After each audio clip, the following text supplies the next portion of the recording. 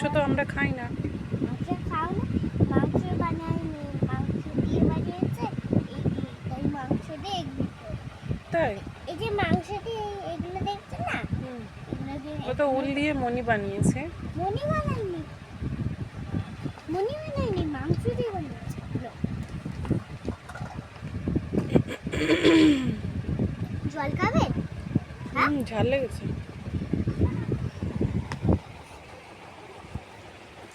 চাটনি আর হয়ে গেল।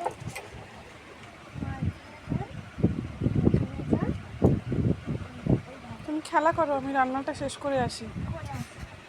ঠিক আছে?